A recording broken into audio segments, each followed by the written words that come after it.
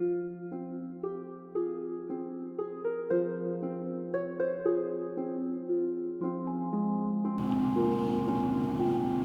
Scott Spears now here for the Spooktacular 2022 edition. Now, last year, our guest on the Spooktacular was the man with the golden voice, Ted Williams. And this year, we have got a guest of epic proportions, Ted and I do here. He's now the guest co-host of the Spooktacular. Ted Williams and I have went out, and in Marion, Ohio, what do you get besides a pumpkin? For Halloween, you get a guest who has been departed, has went to his reward about 100 years ago, about a century ago now, 1923, he went to his reward. But guess what? He came back for our show, for our Spooktacular. Reincarnation. Reincarnation right here on the Spooktacular with the golden voice Ted Williams. And by the way, let me just say this. And the only spook on the set, too. no. Ted has done so many wonderful things for the show, and I always want to give him an introduction because it is important to note that Ted Williams is known as the golden voice, but really what he is not all a voice. He's intelligent, he's a good interviewer, he's a humanitarian. I always laugh when I'm with this man. You will see me laugh several times during this interview because his energy is so high, and I always say, Ted is like Picasso. It's a little difficult getting him to the set, but once you get there, the easel is magic. The man with the golden voice, Ted Williams. Thank you so much, Scott, as always, man. I have to say, the 29th President of the United States of America here is just, I'm in awe about it, you know. Reincarnation, whatever, call it as you may. It's the magic of television. Yeah, there you go. I should say Warren G. Harding joins us here. He is the man who's come back from his reward. At the Spooktacular. On the Spooktacular. So, and we got the pumpkin, and we got Ted. And by the way, now I'm going to mention this several times during the show. Ted has donated this hat. Now, Ted, tell us about the hat, because I'm going to tell him what we're going to do with the hat. Captain Carl Brashear was the first black deep-sea diver in the United States Naval Academy, of course, to go through that. Robert De Niro's A Few Good Men was the name of the movie, correct? Am I correct over there? A Few Good Men. It had Cuba Gooding, and of course Robert De Niro was the drill instructor. Now, they commissioned a warship after Carl Brashear, and you know, it's no longer in action, but it's a salvage ship, and it helps all of it refills all of the fuel needed to get our battleships together and all. And I'm donating. That was given to me by the captain of the Carl Brashear now, the current captain, and what I did for it was, now hear this, I did a lot of the messaging that they do on Navy ships, you know, now hear this, you know, their ship is pulling up to dock and this, that. So it was a great thing, and I want one lucky, what is it, winner, listener? Yeah, here's how you're going to do this. Okay. We're going to put this television show online. It'll be on YouTube. It'll also be available on Facebook. Yeah. Now, what you do, leave your name and guess a Halloween movie. Your favorite Halloween movie. I guess you wouldn't guess your favorite Halloween movie. You just put your favorite Halloween movie there. Your name, your Halloween movie, favorite Halloween movie in the subject line. And if you guess my favorite Halloween movie as your Halloween movie, you'll get this hat. We'll see that you get the hat. The first person captain's does it. hat of the Carl Brashear. But I'm not going to tell you what my favorite Halloween movie is. So you just got to go to Facebook and YouTube and check all that out. Now, Ted, now this is good. This is a reason for you to just stay for the whole program, because at the end of the program, Ted has come as Sammy Davis Jr. for this Spooktacular this year. I got the crooked jaw. We're going to tell that story in a second about Sammy Davis Jr. Yeah. But Ted is going to sing Sammy Davis Jr.'s most famous song. I can see it, the excitement in his face as I announced it. And now I may have to read the lyrics, you know, karaoke, and I can't read from a distance, but bear with me because the pints are ready. Candyman is coming. Now, based on all of that, we're going to turn to the President himself of the United States of America, Warren G. Harding, elected in 1920. Now, one thing we want to start out by talking about here, Ted, is, you know, January 6th is on people's mind right now. But President Harding was around in 1876 when something very similar happened. President Harding, tell Ted and I about 1876. Yeah. Well, now you need to understand, in 1876 I was 11 years old, so this story comes to me through my political peers who told me about this. I've heard there was a lot of recent unrest around January 6th, and it caused a tremendous amount of turmoil throughout the nation. But I'm here to tell you that that's not the first time that's happened in this country. In 1876, Ulysses S. Grant was just coming to the end of his presidency. And 1876 was an election. The Democratic candidate was Samuel Tilden, and the Republican candidate was Rutherford B. Hayes. He's an Ohio boy, born in Delaware.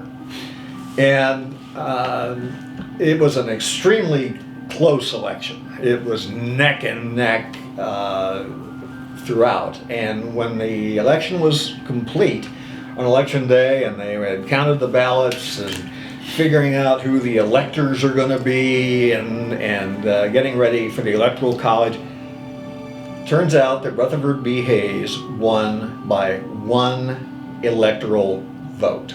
Whoa. All right. Well, the Democrats throughout the country went absolutely haywire. They didn't even recognize that Rutherford B. Hayes was president. They called it the fraudulency. And this was on January 6th as well. well, it would have been just shortly after Election Day. In 1876. So it would have been mid-November, let's say. And swarms of Democratic patriots stormed the Capitol and stormed Washington. And Ulysses S. Grant, who's still president, just in his last days, called out the army to surround the Capitol building and the major monuments in Washington to protect them from any damage that could happen from an insurrection. Well, to calm things down, Congress formed a 15-person committee to analyze the election state by state and just to confirm that everything was on the up and up, and it was. But the incoming president, Rutherford B. Hayes, made it by one electoral vote. Wow. And the popular vote was nearly as close. That's something to react behind. Now, Ted, to come into current times here, as we hear what happened in 1876, what do you make of January 6th? We're right in the middle of these hearings, and I think it was premeditated. I think it was something that was bound to happen, and I'm glad Mr. Trump is going through the hearings that he is. I don't knock President Trump for some things, but there's other things that you can put your hands right on. Yeah. Excuse me. Now, as far as President Trump being subpoenaed, I believe at this point, what did you make of that? The January 6th committee subpoenaing President Trump? Well, again, Trump's a businessman. He wasn't a president. So a lot of things that's going down now in light of Trump's belief system and having people believe that there was all kind of fraudulent entries in that election, and the media is all bogus and all one-sided, and that Biden is not the choice. I'll take emails over tax returns, and we should all use just disinfectant, the one way to get rid of the COVID virus. He was a doozy, and Twitter and tweet and all social media presidency was terrible. It was a terrible act of. I thought our country had lost their minds when the way Trump really behaved. Now, whether his foreign relations, and all of that was all good with Putin and all of that, for whatever reasons, let's just say he wanted a Trump hotel somewhere in Moscow. You know what I'm saying? So he wanted to keep that relationship going. And I don't know how the stimulus packages, some of the things that he brought to the forefront were okay. I just wish he had a better cabinet. Somebody that would have stood up to him and acted on our old USA values, and let him just be the mouth. You know what I'm saying? Let him speak his opinions and leave it alone. You know. Now, Ted, I see. I've already messed this show up because I forgot. We're rolling live. This is live to tape, so we're not stopping. But Ted, I said you were going to tell us why Sammy Davis Jr. has become a big part of your life. Wait a minute, I just berated And now we're moving on to Sammy and now Davis we're Jr. going to sing Candyman? No, we're not going to sing Candyman yet. No. I just want you to tell why we are going to do Candyman later. Well, you know, Sammy wrote a book. His first book was called Yes, I Can. And I love Sammy Davis, all what he stood for. I don't think he was too much on the Black Lives Matter, but he did give a lot of money to the United Negro College Funds. He supported historical black colleges, and he's a black man, you know. Started at an early age. He lived his dreams, you know, very wealthy, but died broke, you know, a great guy, Sammy Davis Jr. So, with that being said, in 1950s, Sammy has a Puerto Rican mother, and my mother was a maid at a New York hotel that Sammy stayed on. Well, needless to say, the maid had, the housekeeper, had gotten pregnant, supposedly, as it was told to me by a few people who were very close to my origins. As you all know, I was adopted. But Sammy was supposed to be the father of this love child, which I heard was me. Sammy mentions in his book that he did father a love child and kind of kept it on the down low. At the time, he was married to Mae Britt, a white woman. I didn't have to throw that in there, but we all knew Mae was white.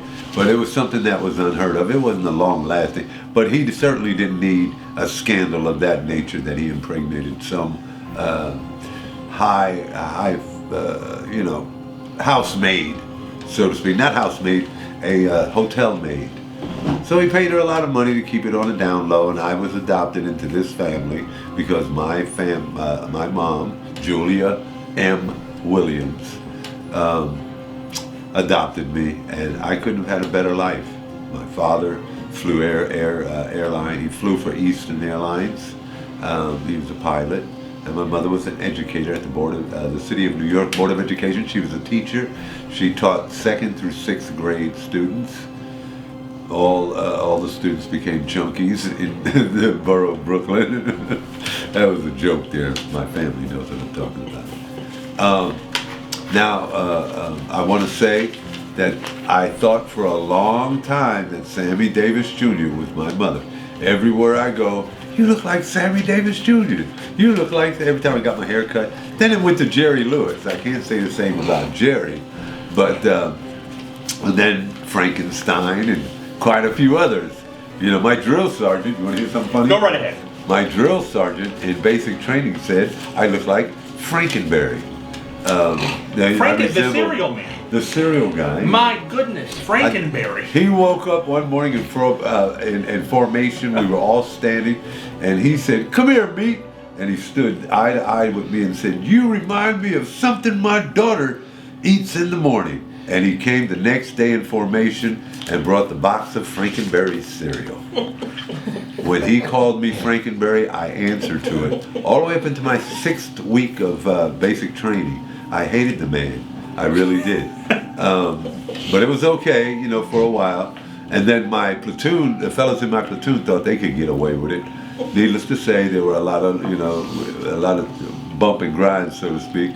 You know, I'd sucker punch, you know, a few of them. And, you know, white guys, they were the ones that had fun with it. Because black folks made sure that they wasn't going to sit around and call me no Frankenberry. You know, instant fight. With the white guys, they loved doing it. I had a great time in the military, and I don't need to go into that, but that's why the Sammy Davis is near and dear to my heart.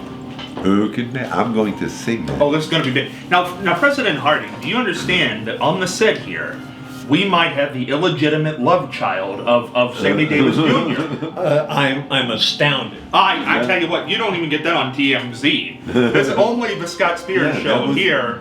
That's right. This is an exclusive. To be honest with you, it wasn't even mentioned in my first book. Now, I feel very, very honored that we would go from from talking about the January 6th situation with Donald Trump currently, what's going on now, and then to President Harding. I have to say, was slavery still enacted back then in 18? This is a very interesting story. No, actually, slavery had been abolished, at least in principle, by Abraham Lincoln. So that process was well along by the time I came into national politics. Okay. Yeah. Oh, yeah. Now, that's not to say racism wasn't a huge issue, and I have a lot to say about that. Yeah, I understand. Fortunately, the actual laws governing slavery had been completely rewritten. Were black folks amongst the numbers of people that voted for you? Well, any or many? most black folks affiliated with the Democratic Party. Although my campaign manager, his name was Albert Lasker, and he was very good at getting my message out to groups throughout the nation using every means possible. Radio, movie reels, newspaper articles, photographs that were sent to the newspapers, and literature that was distributed by volunteers. And he approached the black community with heavy doses of literature about the campaign, and also had volunteers who would talk to black community groups about the Harding the Harding campaign and what Harding stood for, and so there were more black voters than you would have expected to vote for Harding, but again, the majority voted for the Democratic candidate, James Cox. Had they wholeheartedly embraced the fact that they did have the right to vote? Absolutely. Okay. Now, Warren Harding was the first president elected where women had the opportunity to vote. Okay. So the Harding election was the first time women of all races were able to vote in the country. So black women especially leaned toward Harding. And for that reason. And Harding was a staunch supporter for women's voting rights and had been for decades, and had a reputation for that. And so black women leaned a little more toward Harding. Okay. Now, not to say, though, that there still were a lot of Democratic supporters among folks in the black community. Great. So no Jefferson children running around with the Harding children. No. Now it is interesting, President Harding, because you gave a speech. Tell the origin of this speech and tell the year. Now this is a Republican president at the time. This is very important as it relates to racism of the day. Well, Black Lives Matter and white lives. I wasn't popular with my Republican political peers because of my views on race relations. I didn't conform to the Republican line on those issues. And I was very outspoken about those issues during my campaign and after I became president. One of the most public speeches that I gave on this topic, because most speeches didn't give me the opportunity to embrace this topic, but this one did. The city of Birmingham, Alabama, and there are obviously issues with Birmingham, Alabama. During my presidency, Birmingham had its 50th anniversary as a city. It was called the Semi-Centennial. And I was invited to come and speak and make a presentation on the square. And I embraced that opportunity. And I have a copy of the speech that I gave then, if Now what year is this, President Harding? This is 1922. 1922. Think about this. Women only have the right to vote for 2 years. This is a Republican president speaking in Birmingham, Alabama. Here's the speech. Okay. So I'm on the square. I'm on the platform. Tens of thousands of people surrounding me. We have no sound system or anything like that. It's just my You and pipes. the pipe. It's my pipes, and that's it. So here we are, citizens of Birmingham and people of the South. We have come here to pay tribute to the marvelous achievement of a brief half-century, which this city and its industries stand as a monument to which we all can be proud. They testify to us how far the South has progressed in a single generation. The generations since slavery was abolished and the rule of free labor and unfettered industrial opportunity became the rule for everyone throughout our great republic. We are gathered today to celebrate the semi-centenary of the founding of Birmingham. That this wonder would be brought in so brief a time tells us how fast our modern world moves. So fast that we're tempted to forget our yesterdays before our todays have fairly begun. Yet, there was never a time when we needed so much to study our past, and in the light of the lessons of the past, give earnest thought to our tomorrows. So, I've thought that here in Birmingham, it may be proper to suggest a few thoughts regarding the critical times which are now faced by this country. If the Civil War marked a turning point in our relationships between the races, the World War brought us to full recognition that the race problem is national rather than merely a regional thing affecting parts of the South. Now, there are no reliable statistics, but it is common knowledge that the World War was marked by a great migration of colored people to the north and to the west. They were attracted by the demand for labor and for the higher wages that were offered in those regions. This has brought the conflict of race much closer. The radical massacre in Tulsa, Oklahoma this month, you've all read about it in the news. It's the worst spectacle of racial violence anytime in this country's history. Fire razed 36 square blocks of the prosperous colored Greenwood neighborhood, burned more than 3,000 homes, killed as many as 300 people, and we'll never know because so many of them were buried in mass graves or simply dumped into the Arkansas River. God grant that in the justice and fairness of this country, we shall never again witness this spectacle. I'm sorry, Mr. President. And while I've directed the Justice Department to investigate this travesty and to bring its perpetrators to justice, there's much to be said about racial conflict in this nation.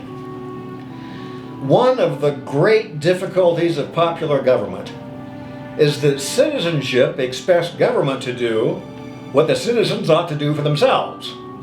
No government can wave a magic wand and eliminate racial issues. The colored race, to come into its own, must do much of the great work itself, while the government's responsibility is to offer every opportunity. But the Tulsa disaster underscores the difficulties of a community in which two greatly differing races are brought to live side by side.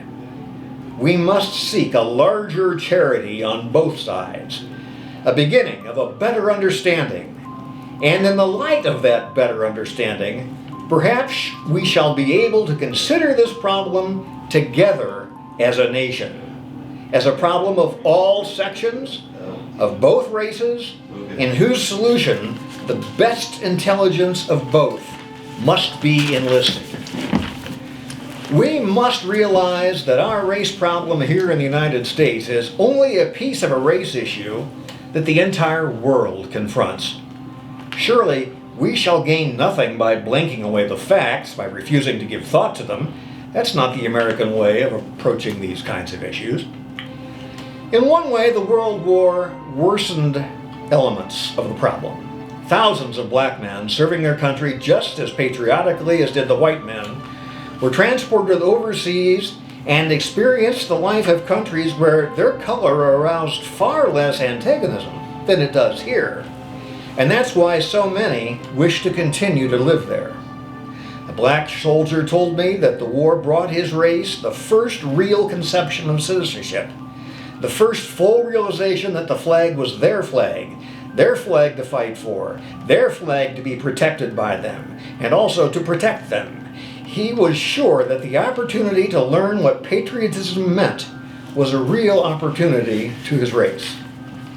These things lead us to hope that we shall find an adjustment of relations between the two races in which both can enjoy the full citizenship, the full measure of usefulness to the country, of opportunity to themselves, and in which recognition and reward shall at last be distributed fairly and in proportion, regardless of race or color. Here then is the true conception of the interrelation of color: complete uniformity in ideals, equality in the paths of knowledge and in culture, equal opportunity for those who strive, equal admiration for those who achieve, respect for each other's inherited traditions. When I suggest the possibility of economic equality between the races, I mean it precisely the same way and to the same extent I spoke of equality of economic opportunity between members of the same race. In each case, I would mean equality proportioned to the honest capacities of the individual. Take first the political aspect. I would say, let the black man vote when he is fit to vote. Prohibit the white man voting when the white man is unfit to vote. On the other hand, I would insist upon equal educational opportunity for both. I thought that was an assassination. There must be such education among the colored people as will enable them to develop their own leaders. Leaders who will inspire the race with proper ideals of race pride, of national pride, of an honorable destiny, an important participation in the universal effort for advancement of humanity as a whole. Partnership of the races in developing the highest aims of all humanity must be, if humanity, not only here but everywhere, is to achieve the ends which we have set for it. I can say to you people of the South, both white and black, that the time has passed when you are entitled to assume that this problem of races is peculiarly and especially your problem. More and more it's becoming a problem of the North. It's the problem of Africa, of South America, of the Pacific, of the South Seas. It's a problem of the world. It's a problem of democracy everywhere, if we mean what we say about all men being created equal. Coming as Americans do from many origins of race, tradition, language, color, heredity, engaged as we are in the huge effort to work an honorable national destiny from so many different elements, the one thing we must carefully avoid is the development of separate classes in this country. I would assert that a black man cannot be a white man. He does not need to be, and should not aspire to be as much as a white man There you go. is possible in order to accomplish the best that's possible for him. He should seek to be, and he should be encouraged to be, the best possible black man, and not the best possible imitation of a white man. Well said. I want to see the time come when black men will regard themselves as full participants in the benefits and duties of American citizenship. We cannot go on as we have gone for more than half century, with one great section of our population, numbering as many people as the entire population of significant countries of Europe, set apart from real contribution to solving our national issues because of a division simply on race lines. Every consideration, it seems to me, brings us back at last to the question of education. When I speak of education as a part of this race question, I'd like to see an education that would fit every man not only to do his particular work as well as possible, but to rise to a higher plane if he is capable. For that sort of education, whether it be given to a black man or a white man, that from that education, I believe black men and white men, the whole nation, would draw immeasurable benefit. I want us all to get out, put on blue denims, roll up our sleeves, let our hands be honorably soiled, and get to work. That's what we've got to do, and be glad that we can do it. It is not possible then that in the long era of readjustment upon which we're entering for the nation, to lay aside old prejudices and old antagonisms and the broad, clear light of nationalism. If we are fair and honest in administering justice, if we are alive to perils in front of us and meet them in conscience and in courage, the achievement of this nation in our last 145 years will be magnified tenfold in the next. And the glory of our country will be reflected in the happiness of a great people, greater than we can dream, grander for understanding, and the courage to be right. Now, think about this. Now, Ted, you were a member of the military. 1921. 1921, that speech was given in Birmingham, Alabama. One of the pits of the South. And this is 1960s is when we were getting rid of separate but equal, is when we got the Lyndon B. Johnson Civil Rights Act. This is 1921, Yeah. a Republican president, Warren G. Harding. Speaking like that. Now, can you imagine, Ted, in Birmingham, Alabama in 1921, what the reception was to that speech?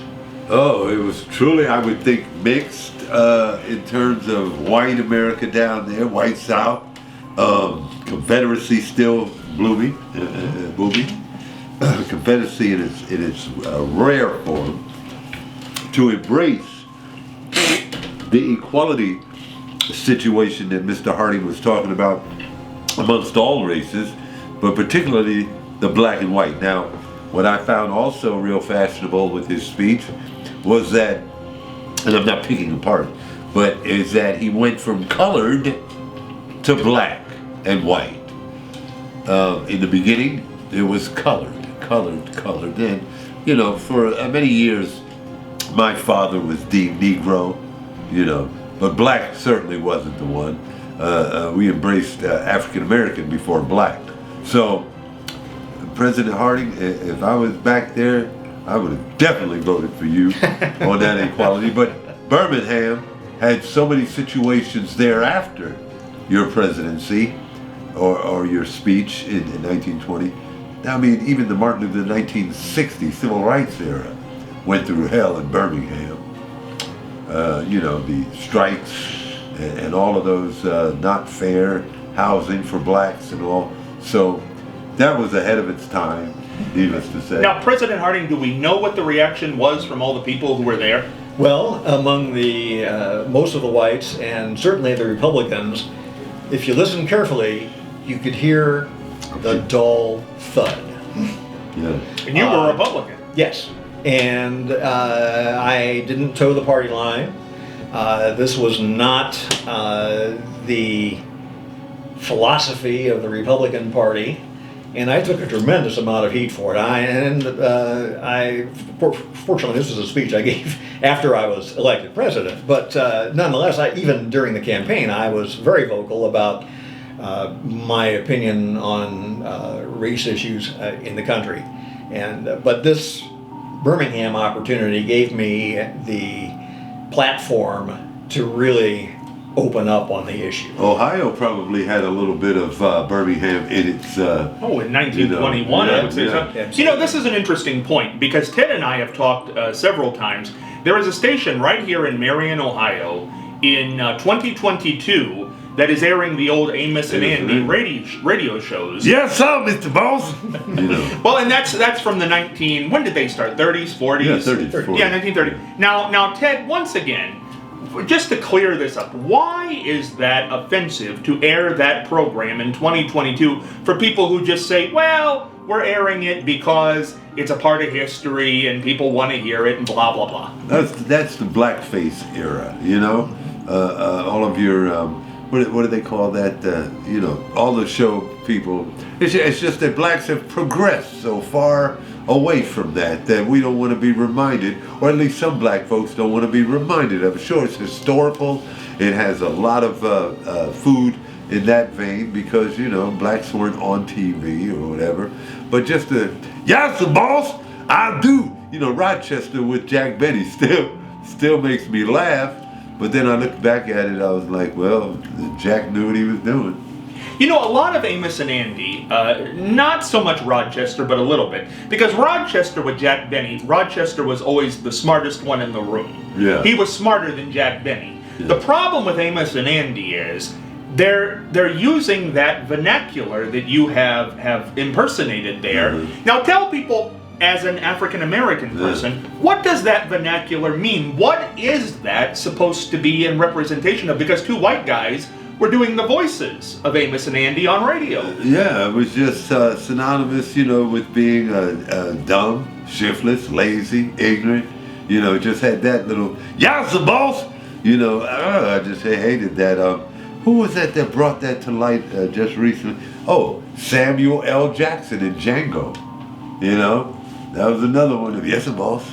You know, no matter how you say it, you know, it's just that they had them like you say, white guys trying to impersonate. But I look back at, you remember John Forsythe played in a television series called Bachelor Father? Yes. Yeah. Well, what was the Chinese guy on there?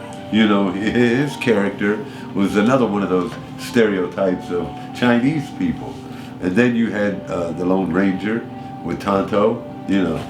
And it's just through the history, you know, people never got credit along the way as being, well, look, you look at some of the things, the inventions and all by blacks, you know what I mean? They never got noted in history books, you know what I mean? Charles Drew, he was probably, you know, but anything else was, we got Martin Luther King, we got Harriet Tubman, we got Rosa Parks, we got, all of them made the entries.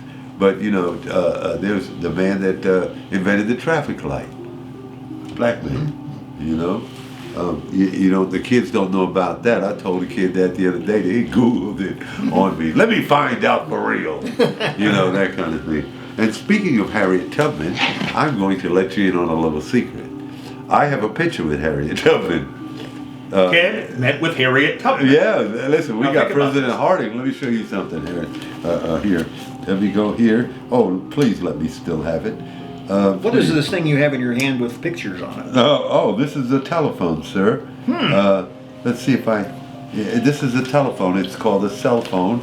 And to be honest with you, I don't work it very well, and I lose them all the time. I mean, but here. Yeah, I mean, you know this the lady? telephone, you pick it up like this, and that. Okay. Oh, God, here we go. Oh. That's me, Harriet Tubman. Yeah. Yeah, this is Ted and Harriet Tubman. And Ted and Harriet Tubman look all very happy together. Now zoom that in on your home camera. Yeah. You'll be able to see what's going on there, but that's Ted and Harriet Tubman. You know what I was just thinking, Ted?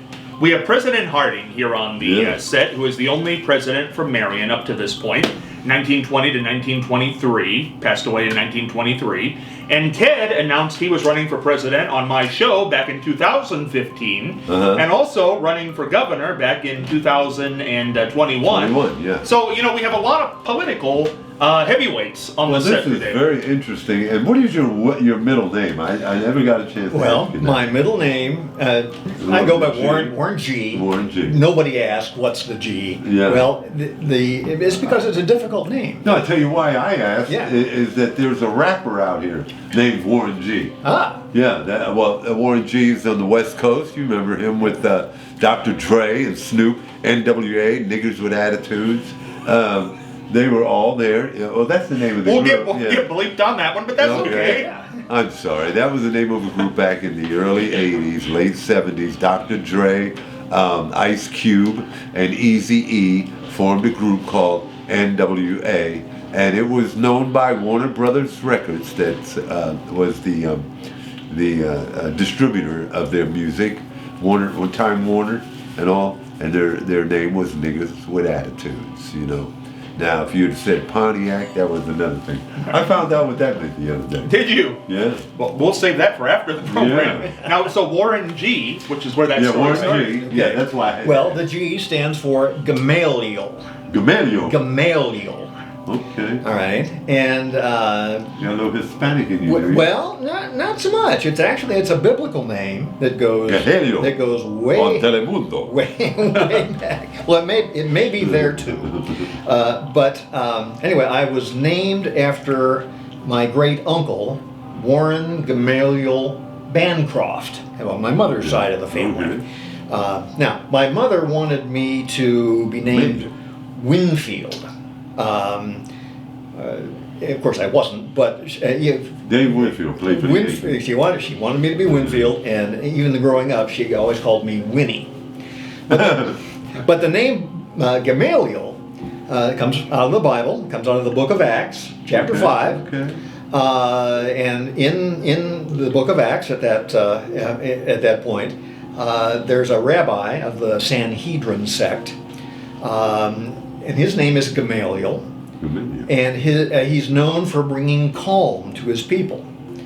So there's a little verse here that sort of sums it all up. Speeches like you wrote there. Yeah. So anyway, so this is from the Book of Acts, chapter 5. Okay. Verse 34. Quote, "But a Pharisee named Gamaliel, a teacher of the law, who was honored by all the people, stood up in the Sanhedrin and ordered that the men be put outside for a little while. Then he addressed the Sanhedrin. 'Men of Israel, consider carefully what you intend to do to these men.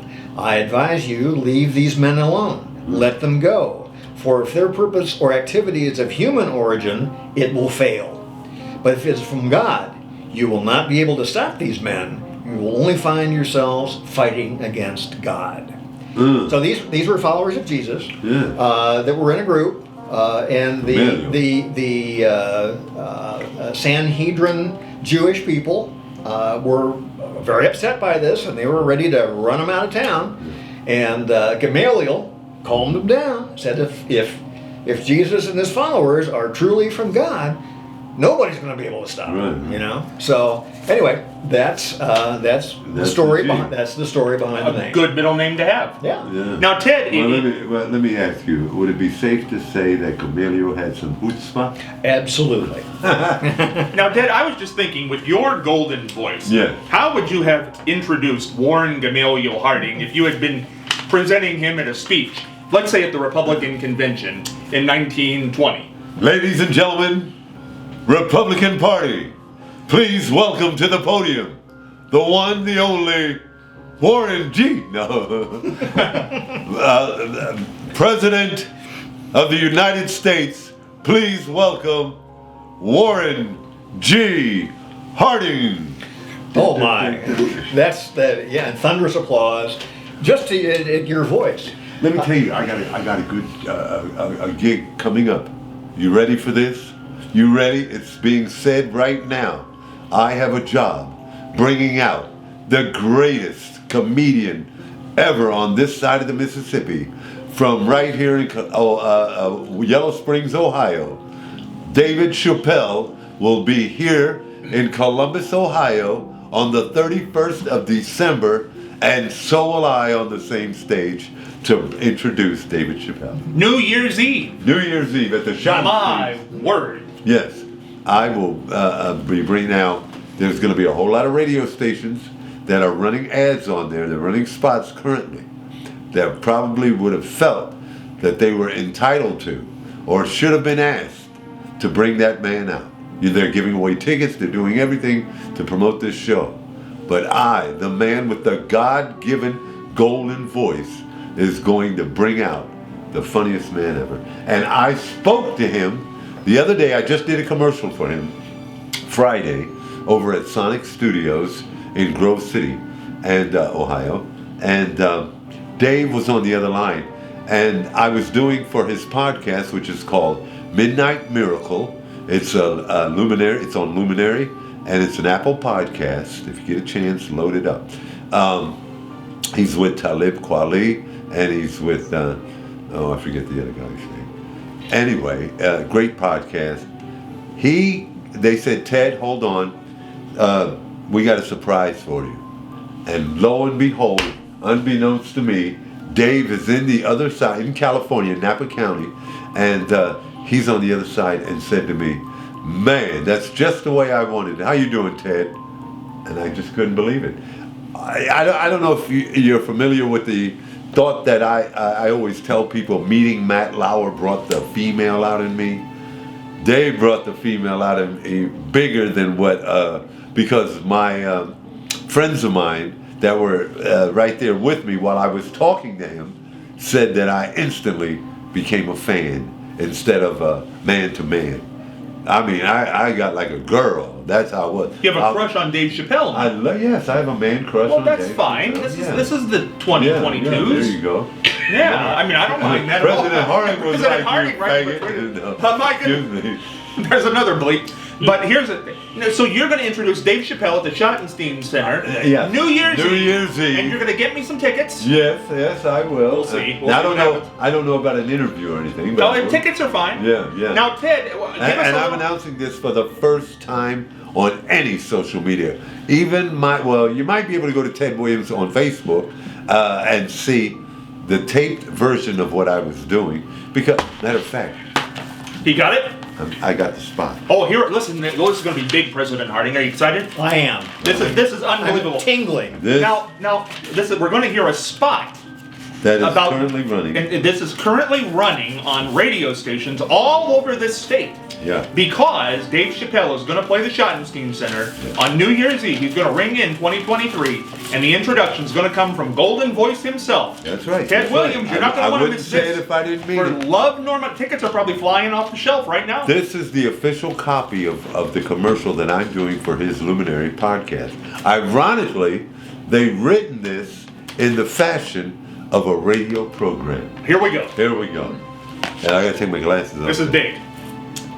That was California Soul by Marlena Shaw, and boy, it is a beautiful Friday out here in Napa County. 80 degrees and sunny, and they don't make them any better than this. Get out there and enjoy this day, but expect heavy traffic down on Deer Park Road, because everyone is in town for the Blue Note Festival. That's right, it's going on tonight. And if you're going, you have to check out the Midnight Miracle live. And it's the first time that they're going to do that in front of an audience live. It's going to be the first time. I just read that, right? Okay. For ticket information, call the station, and those tickets are out at 5 p.m. So the early bird gets the worm.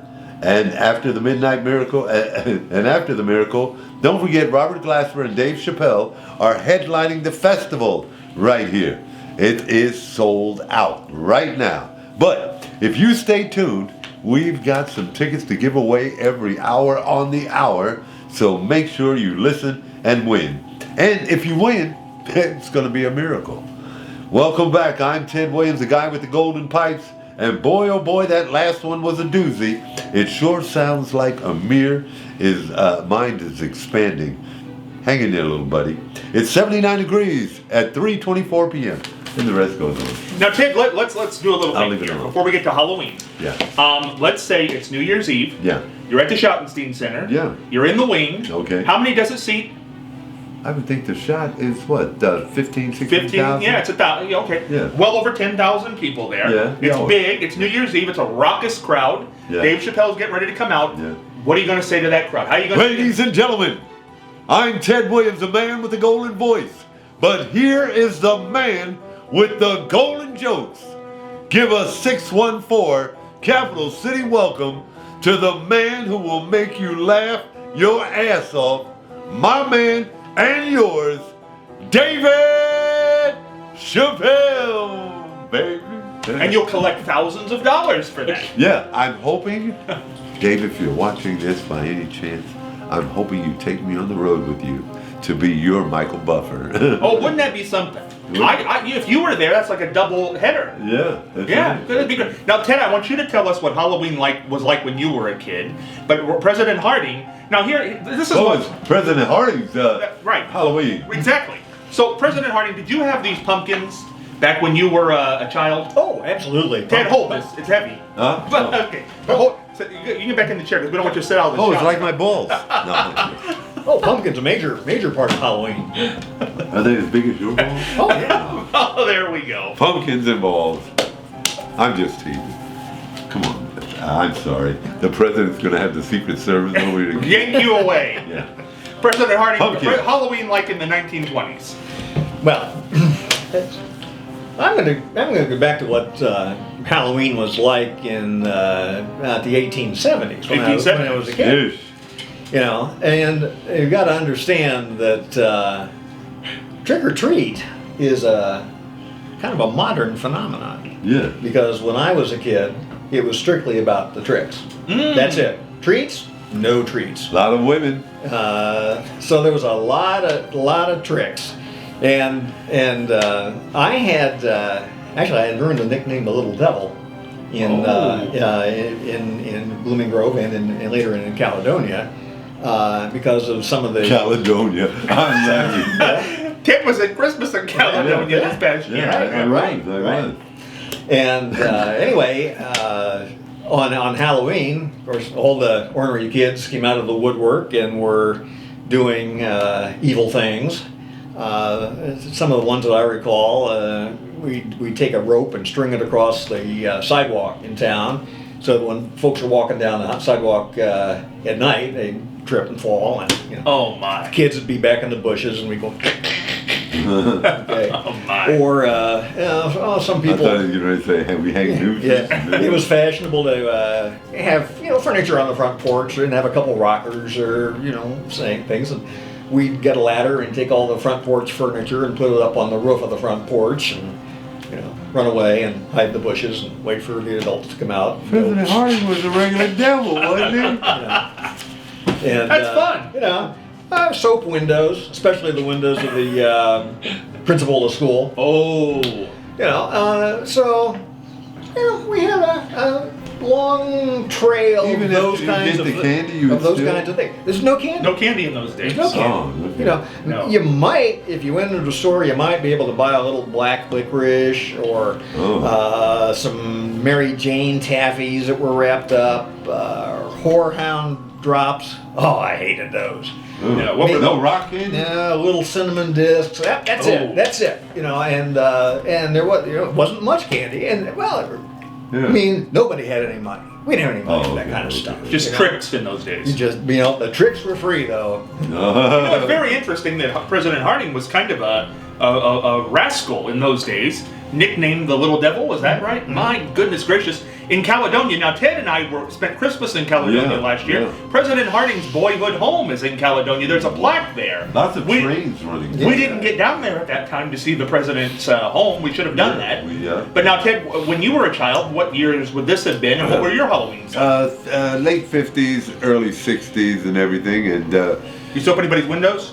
no, you did that. You'd have got beat. You'd have got beat with a stick. We did have a lot of candy. A lot of candy. I loved candy. But then there got to be a period where razor blades were put in certain things and crushed glass and all of that. So I spent Halloween, a lot of them, at home. Wait a minute, this is Yeah, send me this pumpkin. Just pass the bag over here. came a Ted. regular, Thank you. regular damn bowling ball. It's a pumpkin. 16-pound ball. Now, Ted, you did that. This is a Halloween poem for the Halloween show. Oh Lord! Here we go. Here we go. Wait. Can I get 1 second off the set? For Yes, a second? Ted's going to be right back with Yes, us. Now, next President one. Harding, that was a very interesting illumination about your Halloweens, now 1870s. So was there candy in those days at all? Oh, I mean, there was candy. like door-to-door pass-out? No, that didn't start nothing, yet. nothing like that. Actually, and I understand from folks in this era have told me that modern Halloween was largely invented by Milton Hershey and the Mars Company. Exactly. After the Great War, people became a little more affluent. There started to be a market for candy and chocolate, and Halloween still had this reputation as the night of evil. All tricks, and kids were doing all kinds of nasty things. So they were trying to change the culture, and they did that with basically a PR campaign. Let's do trick or treat. Let's give the kids treats and there won't be tricks. And of course, the whole idea behind that was to sell candy and sell chocolate bars. It's fascinating. And so it was basically trick or treat is the result of a PR stunt from the 1930s. Boy, it stuck. It did. It's not even a centennial yet. It's not even 100 years old. Now, President Harding, speaking of massacres and just things that are scary as could be, let's talk about that 1920 convention in which you were elected, because that was Halloween as if nothing. Now, Ted, you got to hear this. This is fascinating. The president here went to the Republican convention of 1920 Yeah. and listen to how this all went down. This is fascinating. Okay. Well, because I ran the Marion Star, and in the Marion Star we published the schedules of all the trains that came through Marion. There were 5 trains coming through Marion. Oh, I was saying Caledonia got its shit. Well, a little aside here, and I'll get back to my story. Okay. But when I was a kid growing up in Caledonia, I got a job working on the crew that was building the tracks to come through Caledonia. This was a huge event for the train to be coming through Caledonia. And of course, all the tracks had to be laid, and the roadbed had to be put together, and all of that. And they gathered up every able man with a shovel that could move dirt. And that's the sound of a man working on the chain. All those devilish acts on Halloween took that man in the road gang. That was to it. Put the railroad down. John So Henry. I had the chance to learn what hard work was all about, working on the road crew, Wow. For the railroad. But that aside, as the editor of the paper, and because we were publishing the train schedules, and I didn't charge the train companies for that, but in return I got train passes, and so I had free passes to ride the train on virtually any railroad in the country and go anywhere I wanted to go. So in 1916, the Republican convention, I was invited as a featured speaker. So I, of course, took the train ride to the convention, and that's what gave me a little bit of visibility in the Republican Party outside of Ohio and nationally. A chance to speak to an audience outside of the state of Ohio and give them a chance, give them a taste of the pipes of Warren G. There you go. All right. There you go. All right. But anyway, in 1920, the Republican convention, it was time for that. It was in Chicago. It was in the Chicago Coliseum. The temperatures were up in the mid-90s. Yeah. You can imagine being cooped up in an indoor coliseum in the 1920s, no air conditioning, no ventilation to speak of, sweat pouring down everybody's faces. Everybody just wants this thing to be over with. All right. And there were a number of candidates that were being proposed to be the leading candidate for the Republican Party, and these are names these are the names you've never heard of, all right? So these are people by the name like Leonard Wood, who was an Army Chief of Staff. Another fellow by the name of Frank Loudon, who was the governor of Illinois. Okay. There's another one. His name was Hiram Johnson. He was a senator from California. And another senator from Wisconsin, his name was Irvin Lenroot. And so... Mr. and Mrs. Lenroot's son. Yes. Exactly. Well, you know of him. I'm aware of it. Out of all of the people on the The Lenroots are a very nice family. all right. Anyway, you've got these 5 people who were none of them well known, vying to be the presidential candidate.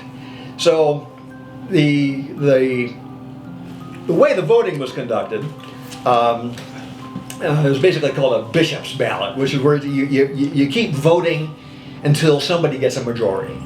And so people keep falling off the ballot until more and more people get more votes. But what was happening was that wasn't happening. Nobody was coalescing votes. The Wood supporters were voting for him, the Loudon supporters were voting for him, and on and on. And here's where it got nasty, because there was a lot of vote buying going on.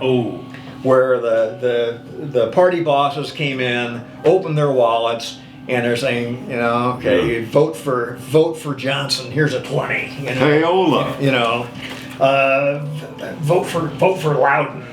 Here's a 5th. Oh. And so it was a lot of that kind of thing going on. Now it had happened in other conventions as well, but in this case, when the voting couldn't determine who was going to rise to the top, that's when the dollars started coming out.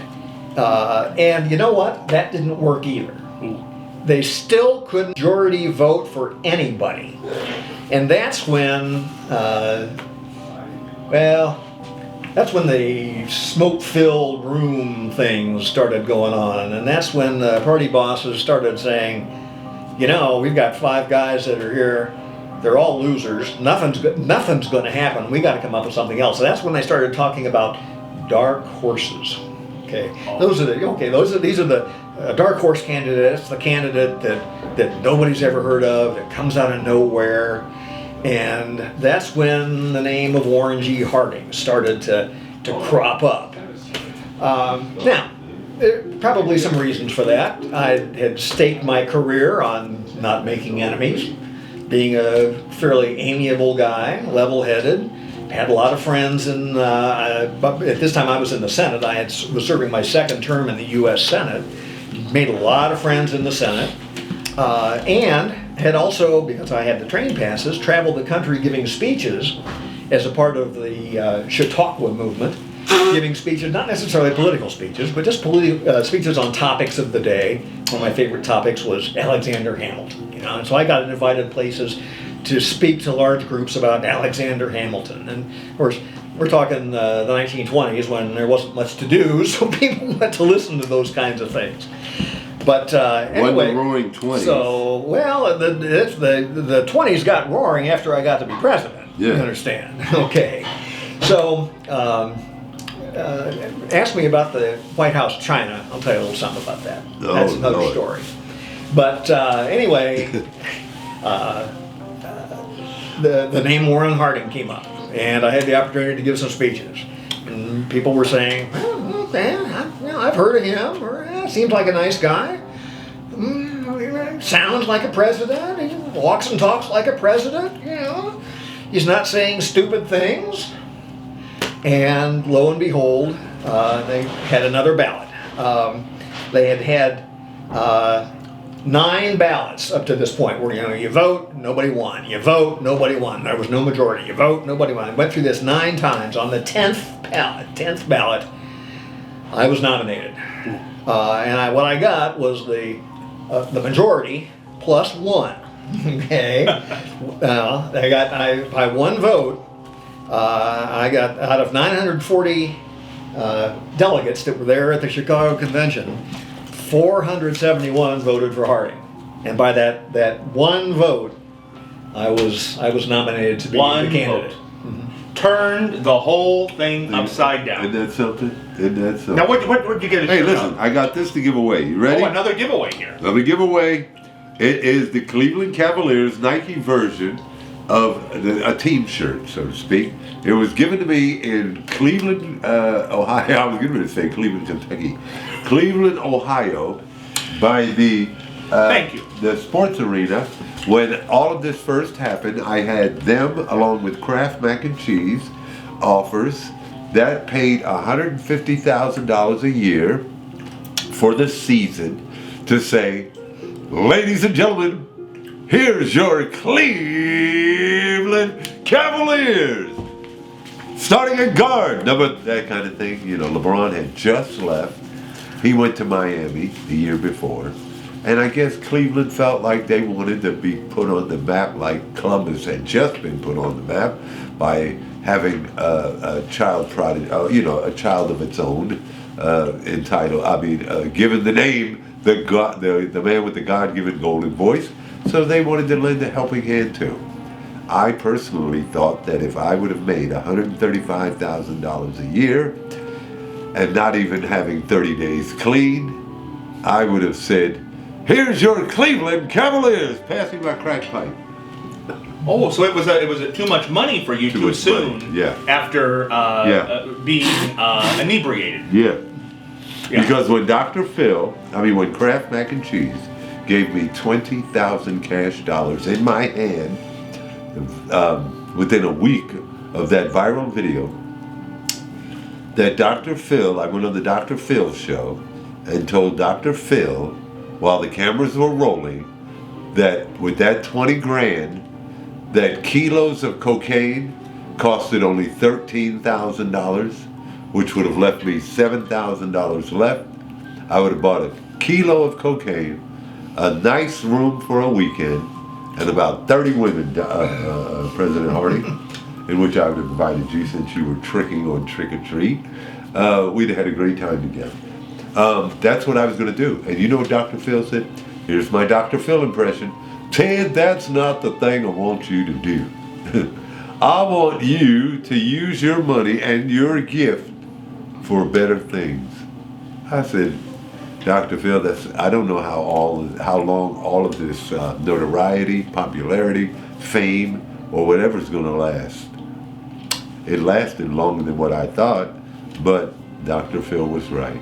So he sent me to drug rehabilitation treatment in South Padre Island, Texas, and the phone rang. Excuse me. I'm so sorry. He'll be back, but he was sent to South Padre Island for rehabilitation.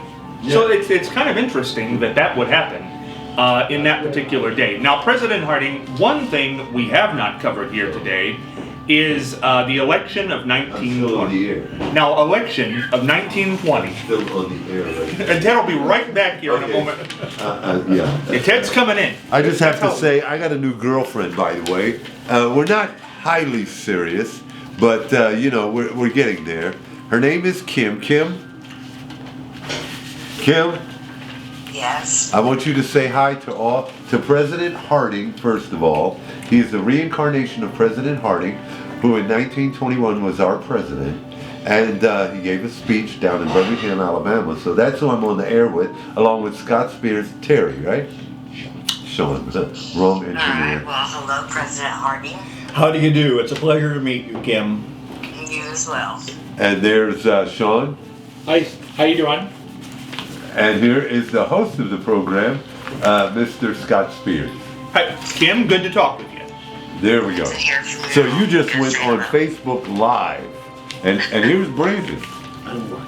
Hello, Brandon. Okay. Yep, Brandon. She said hello. Okay, he said he's working on making me a pot pie.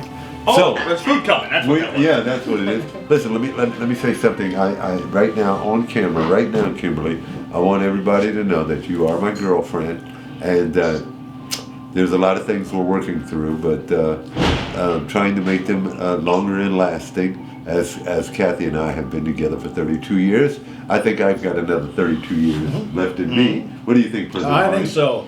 Okay. You're just hitting your glide. Oh shit! I hit my glass. Yeah. Well, that lets all of my audiences know that a little bit of Viagra, I'll be all right, buddy. All right. Yeah. Very fine. Yeah. Okay, I'll talk to you later. You know, Ted, I have a question for you. Yeah. Now, you were on the Dr. Oz show. Yes, I was. Now, speaking of politics, Dr. Oz is running for office in Pennsylvania right now. Is that right? Do you think he should be a senator from Pennsylvania? Yes. Oh, yes, okay. by all means. Why not? Well, yeah, he's very, very, very good guy. I mean, if I had a choice between Oz and Phil, Oz gets my vote. Oh. There you go. What do you make of a Herschel Walker down in Georgia? Well, you know, everybody's got a shot of it. Shit, look at me, the golden voice. I was running for governor. I wouldn't have given DeWine a run for his money, but some of the platforms I wanted to work on, I don't hear still any of them working on. You know, fair housing for ex-felons, privatizing of prisons.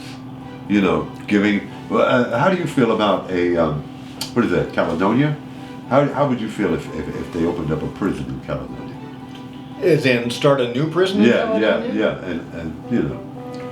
Well, I mean, Privatized prison. Marion has, what, 4 prisons? 4 today? prisons. In Marion? Yeah. Privatization of prison? Yeah. Oh, yeah. Yeah, well, some of them are run by the state, and some of them are private. But, you know, with 4 prisons in Marion, I don't think you need one in No, I think California. we got enough room here. Yeah. Okay. Yeah. I didn't know that. It is interesting. Well, I wanted to kind of relinquish that kind of situation as opposed to modernizing our school system. closing down schools, but you're putting up prisons all over the place in some of your most rural areas. I'm not saying Caledonia's a rural area. No, it is. It is? Yeah. Would that be considered Oh, rural? that's as rural as it gets. Yeah, you ain't lying with that No. train coming through every 30 seconds. Well, that you laid, President Harding? Yeah. Have you ever heard of John Henry? Mm-hmm. Big black man. And he, huge black man, Yeah. and he laid the railroad. He did lay the railroad, and that there was a song, I believe. John 16. Henry. Oh, yeah. Oh, here we go. We're doing 16 it. tons. What do you bet? Another day older and deeper in debt. We used to Oh, say, very good. the lady in pink, she makes your middle finger stink. See the lady in pink. That was our one of our army cadences. Was that on Halloween? Did that go down on Halloween? No. With the pumpkins? No, the lady in pink. Hey, listen, it's Halloween. I want to say one thing. You can just pass How that do- on in here. Just pass that pot pie on in here. Yeah. Oh, I know. Th- This is our engineer, and he's. This is the cook sending Yeah. this is the pot No, pie. this is fine. This is fine. Don't Oh, burn you got me yourself, two Ted. of them. No wonder. Oh Lord, Ted, don't get third-degree I'm burns. ready. He's okay. He's good. Yeah. Just pass those pot pies on in. It's food, man. I'm gonna consume that food. Here we go. This is going to be something right here. Pot Anyway. pies on Halloween. Halloween pot pie. Look at this. President Harding, did they have pot pies back in 1920? Look at that, President Harding. Would you like to share one with me? I'll pass for now, but yes, Florence made a wonderful pot pie. Chicken. pot Mrs. pie. Harding. Mhm, Mrs. I love Harding. you. Yes. Thank you so much. I'm sorry. I've been homeless for a long time. Not to say that some of that still carries over, but I've replaced my crack addiction with food, and I can't gain a pound. So if anybody got any kind of comments that they'd like to make in that direction, I'm one of those people that can eat everything and can't gain a pound, and I want to. A couple doctors tried to increase my appetite by giving me some of that medicinal weed. Yeah. And I remember. Increase your appetite. Yeah. You've got a pretty healthy appetite as it is. Yeah, that's what I was going to say. What the hell? What the Yeah, that would be rough. Well, anyway, I'm eating a pot pie. It's my Ted, you banquet. just sit right there and eat a pot pie. Yeah. On the set, just sit there and eat.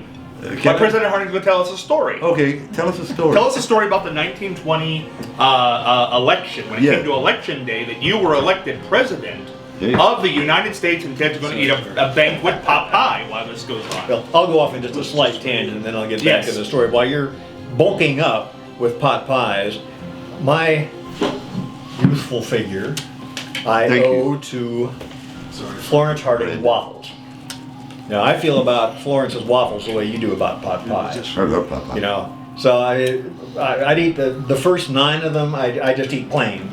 You see, her waffles are made out of egg whites, really light and fluffy. Oh, they're delicious. So the first 9 I eat plain. The second 9 I put some butter on them. Thank you. The third 9 waffles I put on maple syrup. And then The third of 9? the third of 9, and then the fourth set of 9 waffles get butter and maple syrup. So that's where my stately Happy presence has grown from. So Those waffles. those waffles. Florence Harding, First Lady of the United States, waffles. Right. So pot pie for you, waffles for me. Here we go. So you got to understand that coming into the election of 1920, what had people been living? What had been going on in the world and in the U.S. At that time? Well, they'd had. Oh, I know what I want to ask you. Yeah. During your presidency, who were the outlaws back then? I mean, not necessarily Billy the Kid. Yeah. But John Dillinger. Dillinger? And in fact, he made his way through here and robbed a bank in Cardington, Ohio, which is not far from is here. that right? That's right. No, I It's did just not. on the other side of Caledonia. Did you know that? I did know that Dillinger. Didn't he stay at the hotel around here? Mhm. Yeah, we did. Wow. Yeah. Marion Hotel. So anyway, in 1920, it had been the previous 4 years had been run by a president, Woodrow Wilson, who was a shriveled little man in a wheelchair, had a stroke. His wife did his talking for him. Always had some sick presidents. Didn't really project a presidential presence. But the time leading up to that, we'd been through years of ghastly war, pestilence, international terrorism. Unemployment was at an all-time high. You had the Great War that took the lives of 100,000 Americans. We'd just been through a global influenza pandemic that took 650,000 lives. There were race riots, the massacre in Tulsa I told you about. There were labor strikes. There'd been a long rail strike that shut the railroads down for months. There was a string of anarchist bombings throughout the country, one of them that slaughtered 30 people on Wall Street. Unemployment was going through the roof. Stock prices were in the toilet. Americans are bitterly divided over whether they should join the League of Nations. That's a whole nother, it was a concoction of Woodrow Wilson that would basically form an organization that would be a parent organization to all the nations of the world. What an idea. One world order. Yeah, and the fears of communism were spreading. The Russian Revolution had just happened. There was a cheating scandal in baseball. There was a cheating scandal. The Red Sox, which are now called the Black Sox, because there had been conspired with gamblers to fix the 1919 World Series. You couldn't even believe in baseball anymore. Wow. The weather had conspired against us. There was a cluster of 40 tornadoes that struck Palm Sunday of 1920 from Georgia to Wisconsin, and there were more than 380 dead. Wow. So people were absolutely distraught, depressed, tired of this, and looking for something better. And that was my intent, was to bring the United States and bring the people of America something better, that better times are ahead, that this is the American decade. So my campaign was built on that. And there's a lot to say about how that campaign happened and what we did during that campaign, but the whole focus of it was America first. See, for the last 4 years, it was European countries first, sending troops to France, trying to defend Europe. America was at the bottom of the heap. All of our resources were going other places. And the average citizen on the street is saying, what about me? So that's what we were trying to do in the campaign, is answer that. What about you? America first. We're going to return to normalcy. Because we haven't had 4 years of normal anything. It's about time for return to normalcy. I'm happy. And there was a return to normalcy. You took the other, now this is interesting, Ted, I bet you didn't know this. Okay. The other candidate in 1920, President Harding here, was from Marion, Ohio. Uh-huh. The other candidate, Mr. Cox, was also from Ohio. Both candidates, the Democrat and the Republican, in the 1920 presidential election were both from Ohio. And both were editors of newspapers. Really? What are the chances of that? Yeah. Let me ask you, President Harding, how many speeches since your first speech that you delivered down in Birmingham, how many speeches thereafter, not resembled or verbatim, but how many were centered around that same theme that you had in your first one? Well, that Birmingham speech was the only speech that I gave that was centered on race relations and my vision for racial equality throughout the country. Okay. Now, I had many opportunities to slip in a thought about race in the United States in other types of speeches. But in most of those situations, it would have been inappropriate for me to get into more detail than. How many other politicians there after your speeches, Democrat or Republican, kept in the line of that theme or wanted to kind of echo you in some way, you know? Zero. Okay. Zero. Now, we have got a special, because we're going to do Candyman. We haven't forgotten that. No. No, this is going to be big. But we have a little special surprise here. Now, Ted, President Harding, there were games. What kind of games were there in your days that you would play as a child? Oh, we'd play. I mean, I grew up on a farm, so we'd play stickball. Stickball. For pranks with someone, a farmer nearby had Y'all pigs. some pranking ass We'd kids, weren't we'd turn the pigs loose, and then chase them, and whoever caught the most pigs, that Was the kind of winner. thing. Well, in our era, I hope and in everybody Ted's- in Caledonia is listening to Who Let Your Pigs Out. And in Ted's era, we had something called video games. Mm-hmm. Correct. Now, were you any good at video games, Ted? None whatsoever. Well, this is perfect then, because this TV is not here by accident. Uh-huh. Have you seen this TV, Ted? Do you know what this is? No, it looks like Pac-Man. Pac-Man. Yeah. We're gonna bring you over here, Ted, and we're gonna see how good you are at Pac-Man. Oh, no. President Harding, this is gonna be something to behold. I'm Yeah, telling you you right have now. no I've never seen such a Oh, thing. it's my word, is what it is. We're gonna try to reset this That's thing Brandon, here. y'all. Oh, if we can get this, we're gonna. There we go.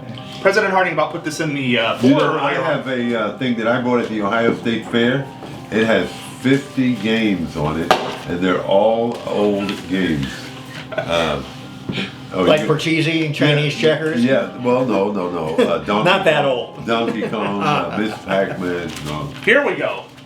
All right, Ted. Oh, I can't see that. Beautiful.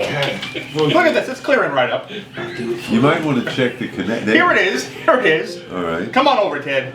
It's Pac-Man time. See now, You want- Pac-Man's you want going to right do it? around. Yes. Can I have a substitute battery? No, Ted. Come on over here. We're talking about Pac-Man. He's eating one pot pie and he's That's halfway not- through another. Yes. President Harding, would you switch Ted's seats here, please? No. We want to keep President. No, it'll be fine. President Harding will just jump right over there. We'll be fine. All right. Ted, have a seat there. Okay. What is the point of this showing? how- Because ghosts Hey, are you- part of Halloween. Okay. And ghosts are also part of Pac-Man. You see? Do we have a loose connection here or something? It doesn't matter. We're doing this for the fun of the fun. So here we go. All right. Bootleg ass Pac-Man. Bootleg Pac-Man. It's not working. Here you go, Ted. There you go. Where am I at? You're right down here. He's going up. He's going up to the north. Well, there's a ghost right there. Oh, you were killed. I told you, I'm not going to fare well on this. We're not a man of the video games. You're up here in the corner. Now he comes down. Holy Moses Malone. Coming around, you're eating all the pellets. Oh, you got him now. You can kill the ghost. Oh man, they're back up there. They're chasing you around. It's like President Harding, stay over in Caledonia. Oh, you got killed right there. What a shame. My score is 0. Well, no, I think you've gotten some pellets. You're down here. Pac-Man rolling across that screen. Man alive. If this isn't worth the price of admission for this show, I don't know what. I lose. That was Pac. Now, Ted, before you moved your seat there. Now, what? That was Pac-Man from the olden days. Yeah. Now, what? If you were describing Pac-Man to President Harding, how would you describe it to him? Explain video games to I him. don't. I couldn't tell It's you. a joystick. It's a joystick and all of that. This man, he does his homework. I have to say, this man does his homework. Scott Spears, when each presentation, regardless of who his guests are, he always is prepared to ask the ultimate, how would Ted Williams, a man, now true enough, Pac-Man, my old lady liked Miss Pac-Man. So without a doubt, asks me in an era, how would I describe Pac-Man to a gentleman who is serving as our president, our commander-in-chief in 1921, and was kicking it in Caledonia, laying railroad track. How would I describe this to him? And he points out the one thing that I would have never thought to say. This is called a joystick. You know, and that's why I'm here. That's right. Now This man is thorough. Now the moment has finally come. Okay.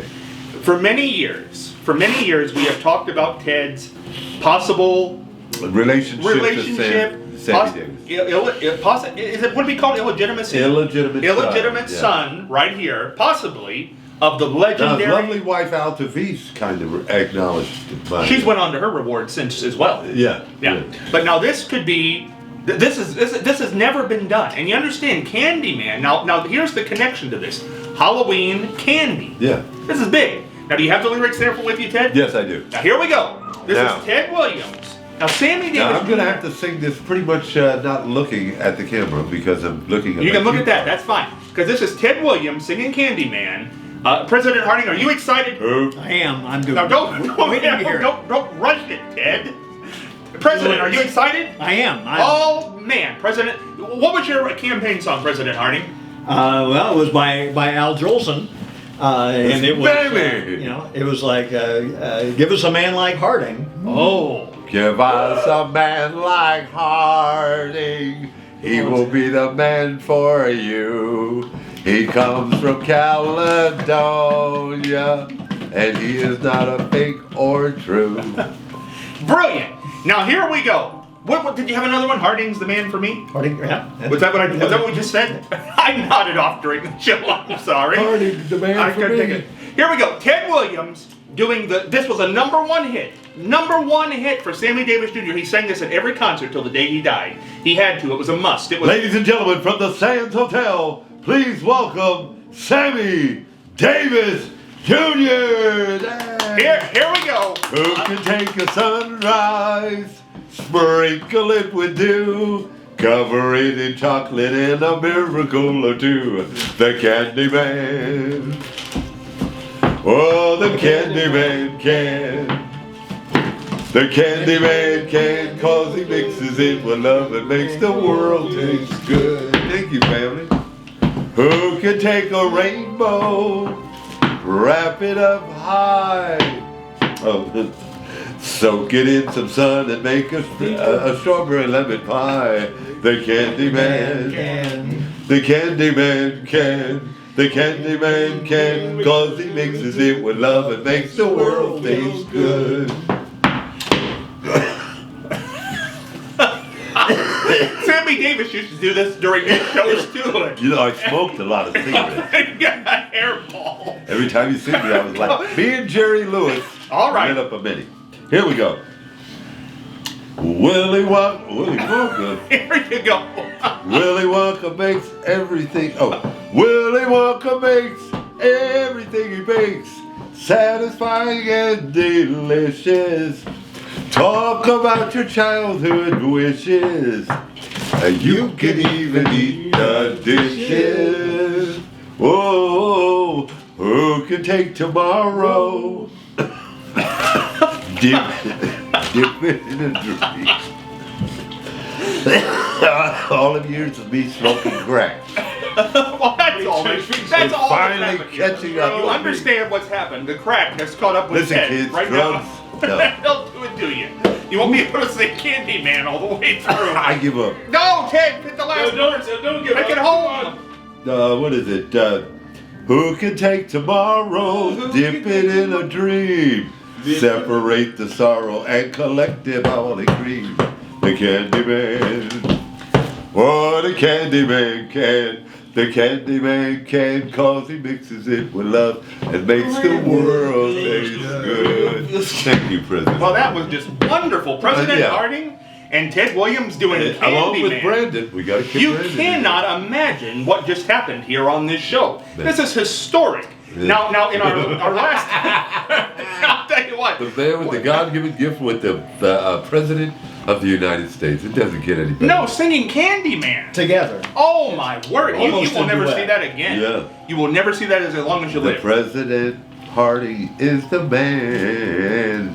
The President man. The President man. The President Harding is President Harding makes the world taste good. Beautiful. President Harding, what do we need to know about your era as we approach the last 10 minutes of this program? Yeah.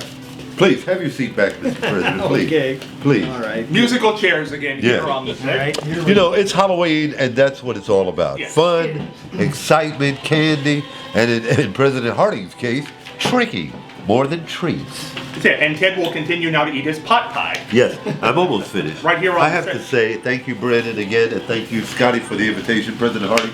It truly was a pleasure and a memorable moment for me And Sean, I love you as always. Please give. Is Terry? How's Terry doing? I think he's okay. We didn't see him. He could be dead. We don't really know at this point. My He was supposed to God. show up here The tonight. one thing, he could be dead. Well, I don't know where he is, dead.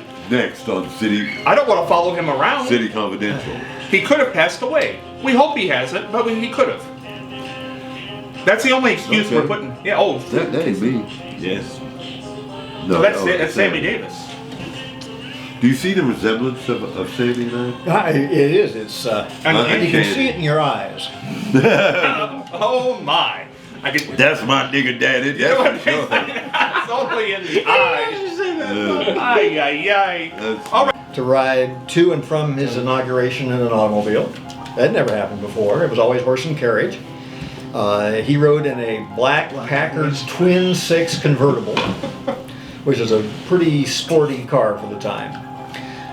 He was the first president to use sound amplification Okay. so that the crowd could hear his speech.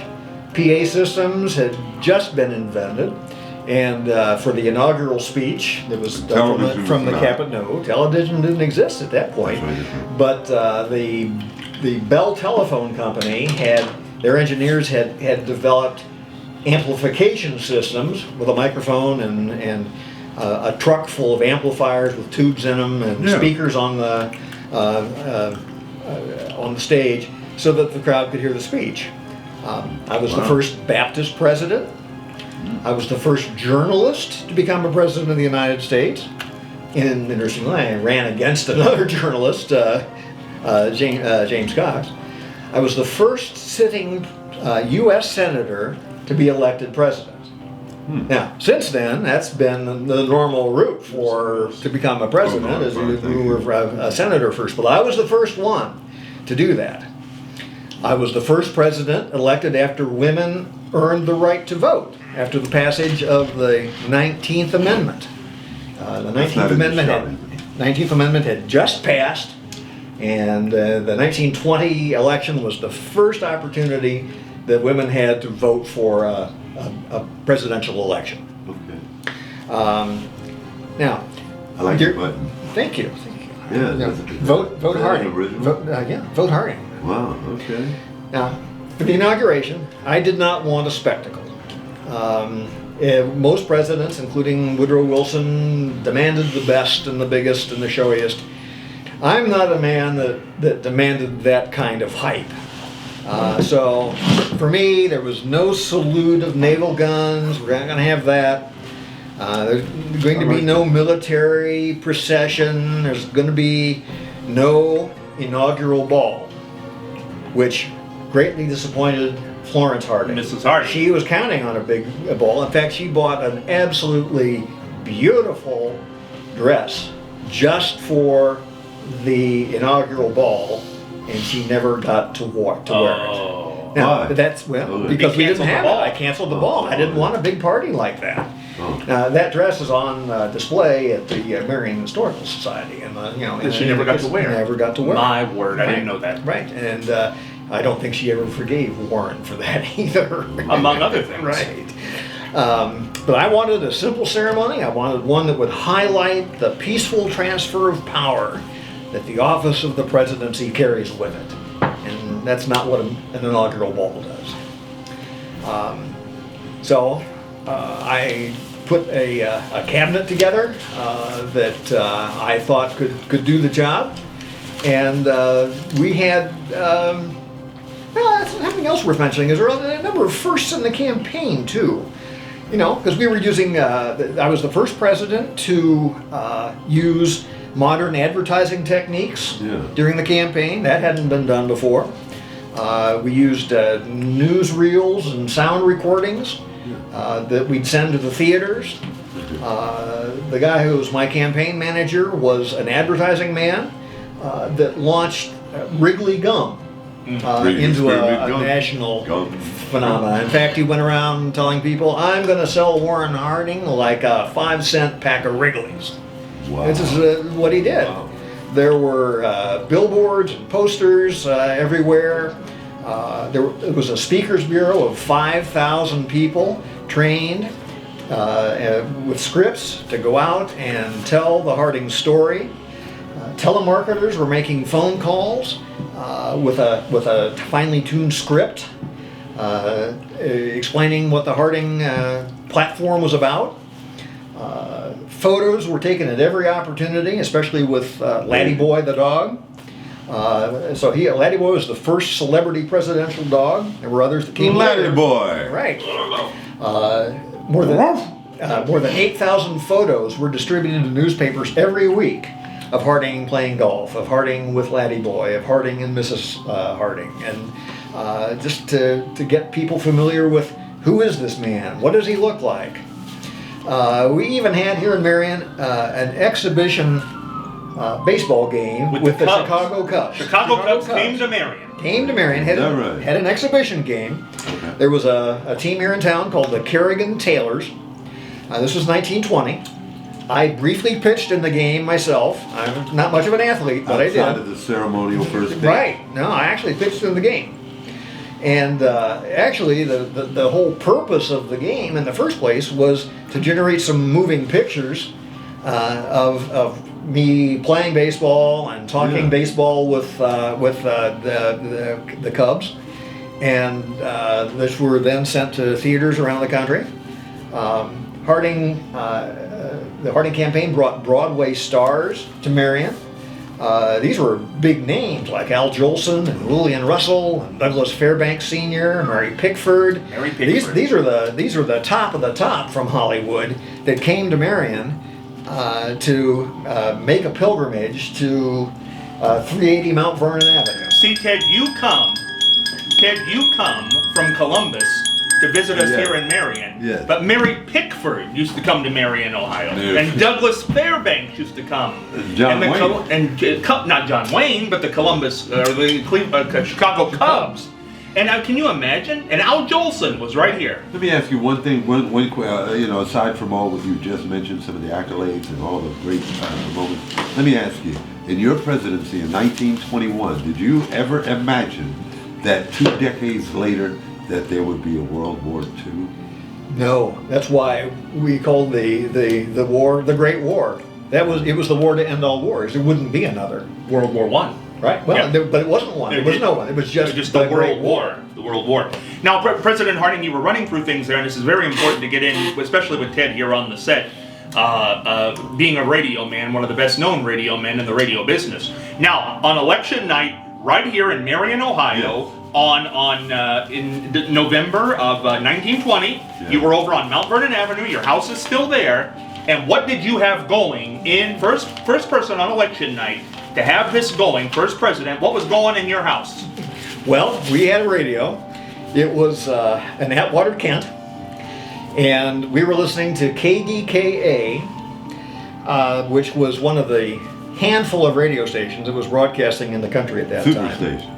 It was a super station because it preceded all the others. Pittsburgh. In Pittsburgh, Pittsburgh, there was okay, I there was know what you're talking there was a Westinghouse engineer by the name of Frank Conrad that built an experimental radio station on the roof of the tallest Westinghouse building in East Pittsburgh, and the idea was to broadcast the Harding-Cox election returns and to broadcast them nearly nationally because they had a very strong signal. Oh, Harding's Cox. They broadcast from a shed that was equipped with the transmitter. The microphone was a candlestick telephone microphone. Okay. And Conrad had tinkered and innovated for years to bring what was to be known as KDKA radio into being. It's the commercial license for KDKA had been issued just 6 days before the election, and nationally, only a few thousand people had radios. Radios were, Right. they cost as much as an automobile. Yeah. But at the Harding home, we had an Atwater Kent Super Heterodyne and radio, and it was a big tall thing like this, Yeah. mahogany. Tubes on it this big. Right. And the Pittsburgh Post newspaper supplied the periodic updates. The election returns came in through the Pittsburgh Post, and then they were broadcast via KDKA. and then which announced the results to listening parties throughout the Midwest and beyond. The first KDKA broadcast voice, his name was Leo Rosenberg. That's a name that's almost as big as I'm Leo Ted Williams. Rosenberg reporting. Right. Oh, this is good, President Harding. Now, Ted, it's Halloween. Now, this is going to be a moment in time right here. Did I interrupt you, President Harding? I don't want to interrupt you. But now look right into that camera, Ted. Yeah. You are Leo Rosenberg this Halloween. And you are working for KDKA. I'm Leo Rosenberg. And you're working for KDKA. KDKA. What's the date, President Harding? It's election night 1920, November 1. November 2. November 2nd. It is November 2nd, 1920. Now, this is Leo Rosenberg announcing on KDKA the winner of the 1920 election, Warren G. Harding. Now, take it away, Leo Rosenberg. I'm Leo Rosenberg reporting from election headquarters in Washington. Let it be known that as of this date, November 20th, election day 1921, that the winner of the highly contested presidential election has just confirmed to this desk that President Warren G. Harding has been named Commander-in-Chief. Again, I'm Leo Rosenberg, and you've just heard it here first on KDKA. Nothing but the best. Oh, isn't that beautiful? Now, Ted, it was wonderful, wasn't it, President? He went to November 20th instead of November 2nd, and 1921 instead of 1920, but it was good, nonetheless. Thank you. I have my dates mixed up with Walter Cronkite. But that could have happened back then, couldn't it, President Yeah. Harding? Because the radio was experimental back in It those was. days. You probably had that happen. Yeah, those types of things happened all the time. The Harding campaign won by 60%. 60%. 60%. It was the greatest landslide since the I said since the most development contested. of the two-party system. All right. So the two-party system goes back to 1822. I have a quick question. Everybody has haters.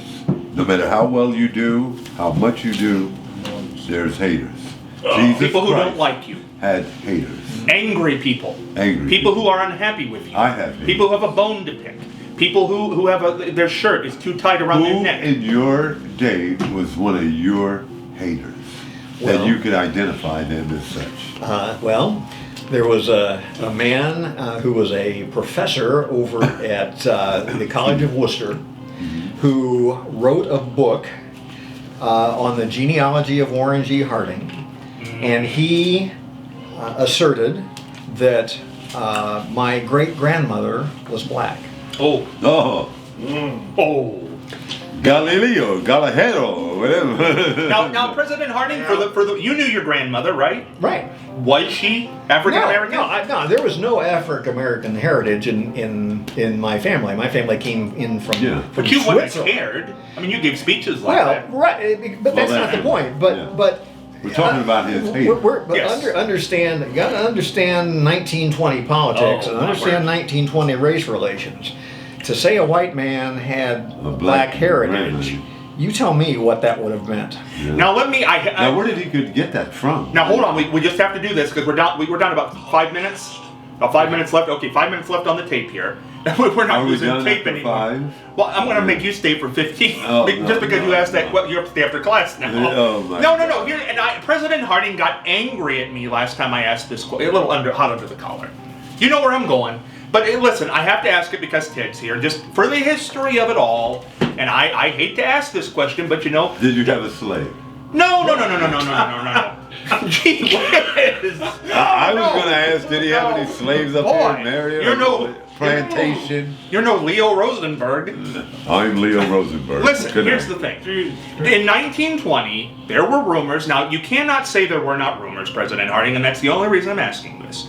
That you have had extramarital relations with a woman named Carrie Phillips who lives in Marion, and that she's actually on a trip around the world now during the 1920 election, sent by the Republican Party. There have been rumors to that effect, and that there's letters, some people say love letters between you and Carrie Y'all were Phillips. knocking boots. That's what we're saying. Is that true or is that not? What would President Warren G. Harding have said to that in 1920? Well, let me first go on record as saying that it's highly inappropriate for, on a broadcast such as this, On a to social bring media an broadcast. unsavory topic like this before the American people. Can I just say something, President Harding? especially where the children are watching. Yeah, but can I just say this before you answer that question? He be stroking. No, here's what I want to say before you answer that question. President Harding, you're a journalist. True or false? Yes, I'm a Now, journalist. would you not, as a journalist, have asked this question? No, because it would have violated the Marion Star Creed. I had a 10-point list of ideals that I held Marion Star reporters to. We're going to end with the creed. But okay, answer the look into the camera right there. Kids, let me just save everybody. Kids, go to bed. President Harding's about to answer a question about Of him be stroking. No. what was he doing? Why do I feel like I've lost control of his show? Oh, yeah. I just didn't want to lean over this one. If I say, Sam's giving the president some He's hand. not nervous during this part of the show. No. President Harding, please. I'll address Yes, please the do. question. I'll address the question. Sam's giving All right. president. You got to understand that the Carrie Phillips and her husband Jim were close friends of the Harding family going back decades. We went on vacations Brought to you together. by peanut butter. We took cruises to Europe together. We spent inordinate amount of times together, Florence and I, and Carrie and Jim. So threesome. we all spent a lot of time together. We got to know each other well, and Carrie and Jim had a son that died at a young age, at 5 years old. Both Carrie and Jim were completely devastated by that. Jim took to the bottle, and the marriage went south. Carrie turned to Florence and I to confide because she couldn't do that with her own husband. So we became quite close. The press took that to assume that, well, there's some illicit thing going on here. Rumors that there were letters and so forth. And that Carrie had been sent to out of the country to avoid embarrassment. Well, the reality is that Carrie was of German ancestry. We made, as two couples, several trips to Europe, including Germany. Carrie grew to love the German people and their culture, loved spending time there. And after Jim fell to pieces, she took the opportunity to go to Germany and live there for some time. People assumed World War had just ended. People assumed that she was a spy, that she was under investigation. This was covering up some illicit thing. So rumors were swirling from many directions based on cues that people picked up that were indeed reality. We spent time together as a couple, knew each other well, but to What's assume your that wife anything think more of than that? that. Oh, she was there too. Well, she was there too. Yeah, I right, apologize. right. I didn't think No, about it. but President Harding, you know I love you dearly, but there are these rumors, just like you said, and they're in the press. Yes. So I felt it compelled to ask, and I don't think I asked it in an illicit way. Well, but I've tried to set the record straight. I'm as glad you to, did. to what's, I mean, there, and you didn't bring it up, but there's the Nan Britton issue. Oh, see, I didn't bring it up, but No, I'll bring put it that up being wrong because record. you talked about Name it. illegitimate that's right. children. So There's forth. The word that rumor you have an was illegitimate that I child. had- The rumor was that I had an illegitimate child by Do Nan you? Britton. No. No. You that you know got to of. understand that Nan Britton's father was the coroner of Marion County. So I spent a lot of time with Dr. Britton, just getting news stories about interesting things. And Nan was a young girl. I mean, I was old enough to be her grandfather. And Nan was kind of an Viagra. obsessive girl. She loved you. Well, There were she pictures had, on her wall? She had Oh, yes. all my campaign posters plastering the walls in her bedroom. So, or then when she'd walk Bedroom. when she'd walk home from school, she'd stop in at the Marion Star. That's right. Every day. So this girl had an unhealthy obsession, and of course people picked up on Did it. she stalk you? There must people assume there must be something there. There must be something illicit. There must be a story here. Of course, most of those things were stories that were fanned by the Democrats, of course. Haters. Haters. Yes. We're about to go to the close of the show, but Ted, are you enjoying your peanut butter over there? Yes, I am, and I want to thank everybody for allowing me to come into your homes or wherever you're watching us now, live here on Facebook. And eat a huge jar of peanut butter Yes. during a I go television through- show. Yes, I go through two of these a week.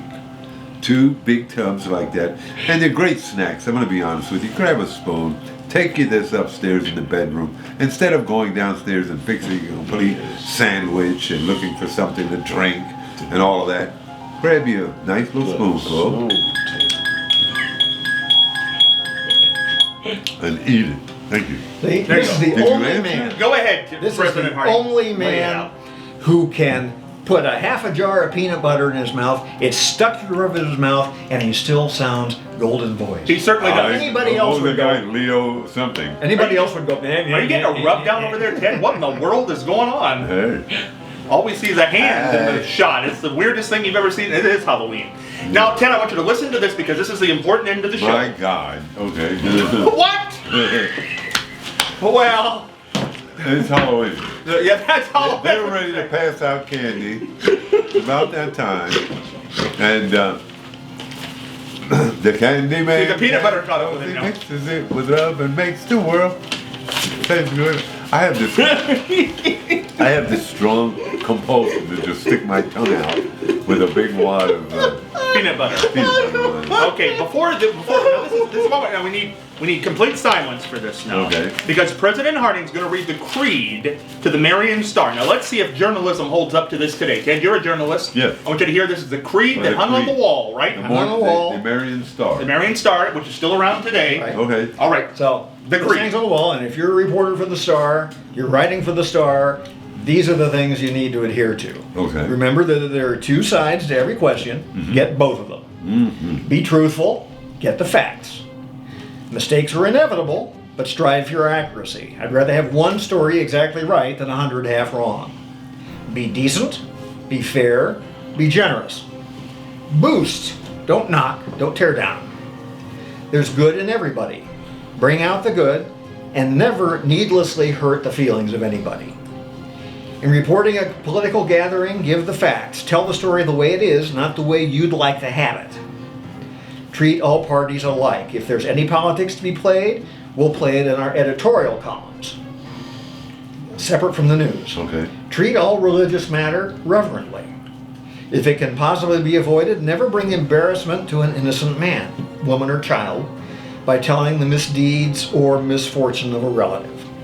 Don't wait to be asked, but do it without asking, and above all, be clean and never let a dirty word or suggestive story get into type.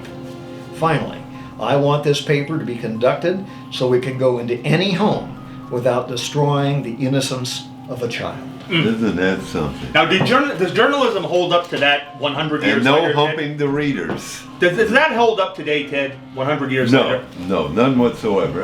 Some of them do, and some of them don't. It's one of those situations. Wouldn't you agree? Well, yeah. Did you know Doral Chenoweth? Yes. He's from, Doral. I know Doral. I'm not talking. Yeah, well, you know Doral. I'm talking about his father.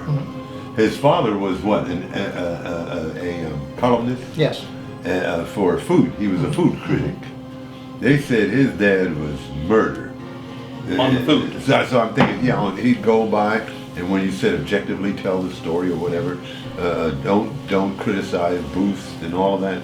This man would tear establishments down to where people would not literally eat there by his recommendations. So in order to get a fair story from him, they would have to wine and dine him and, grease his palm or whatever. And his son is somewhat, right now, Doral, I know you're going to be watching this. And I'm not putting your dad down, nor you, but I'm about choked up with you. I mean, he is choking me. Oh, really? Literally. He takes me to get haircuts. I don't even want a haircut, but I'm made to get a haircut. Come on, Ted. You can use a haircut. Come on, Ted. I'm paying for it. Okay. You know, I have to wait to hear him say that before they'll entice me. Ted, let's go out. You look like you could use a few pounds, man. Let's go to Applebee's. No, I really don't feel like eating right now, Dora. Ted, I'm paying. Okay. Well, that's nice of him. Yeah, but I mean, You're smothered. I'm smothered. That's a good analogy, or should I say? Yeah. President Harding, I want to say one thing. As far as the reincarnation, I'm going to call you the embodiment of this man. Wait, please excuse me. It's not Kim. Yeah, okay. So what were you saying to President Harding there? Dad, I'll call you right back. Ted, okay. What were you saying to President Harding there, Ted? I Let's wanted get to that. say that he's not a reincarnation. He is an embodiment of this man. This man, homework or should I say understudy would be a it doesn't do him any justice. This man is now enveloped. He's enveloped by the spirit of President Harding. I want to say, I'm sitting here listening to you and some of the things that you're saying and how you're reacting and how you're feeling, like you were talking about when you were telling me about some of the things back then. Us having this radio, some of those radios cost as much as an automobile, and you said it so sincerely that I have to give it to you, man. If this is What's My Line or something, what's that one? Be there. Yeah, to What's tell my the line with truth Dorothy or something. Kilgallen and Yeah, all the yeah. great people? Sure. This guy here's guy. And you'll have to look. Do you know what With the President Harding real- looks like? He looks just like President Harding. Okay, I'm going home and What he does, it's very similar. So we just have to give a little bit of Halloween advice to the kids. Yeah. Before we go here, Ted, what's your advice? Okay, let mommy and daddy check that candy when you bring it home. Don't leave the residence. Don't leave the person's house, even if you know them. Something could have happened on them. So have mommy and daddy check that candy out. That doesn't mean they're going to open up the Twizzlers and start biting through them and all. Make sure candy is packaged. Be careful of any fruit, no apples on the way home or nothing like that. And have a great time. Trick or treat is probably one of the few times or the few holidays, along with Christmas, but one of the few holidays that you'll enjoy before Christmas, okay? Kids, I love you. Happy Halloween. And this is my holiday voice. You ready? This is my actual Dracula voice. Is that? I want to suck your blood. No, I'm just teasing. Oh. This guy's something else. Oh, I tell you, it's something going on. Hey. President Harding, your advice for Halloween. Kids, make sure you've got a good prank. One of my favorites was taking a paper bag, gathering up some dog poo, and twisting it shut, putting it on someone's front porch, lighting it, and then hollering, "Fire! Fire!" Then go hide in the bushes. Somebody comes out, "Oh my gosh, gotta stamp this out." Bum, bum, bum, bum, bum, bum, bum. And you know what happened. And don't blame a black person for it. Well, there you go. What a fun Halloween. Okay, there is no Halloween show like this you will ever find anywhere. Golden Voice Ted Williams and President Warren G. Harding. Now, by the way, this Cavaliers shirt and this hat will be available on Facebook. Yes. What is your favorite Halloween movie? Leave your name there in the message bar. And if it's my favorite Halloween movie, I'll let you know. And we might have more than one winner. They might guess double. And first person Final to get it right, destination. we'll get the hat. And the second winner will get the shirt from the Cavaliers. Now let's do a Harding the Man for me chant as we go. Sing the song, President Harding. Oh, Harding's the man for me. Yes, Harding's the man for me. Sing out, Ted. Harding's the man for me. Harding's the man for me. I love For you. the man with the golden voice and the president himself, Warren G. Harding, Scott Spears, happy Halloween, heading for the dugout. Yes.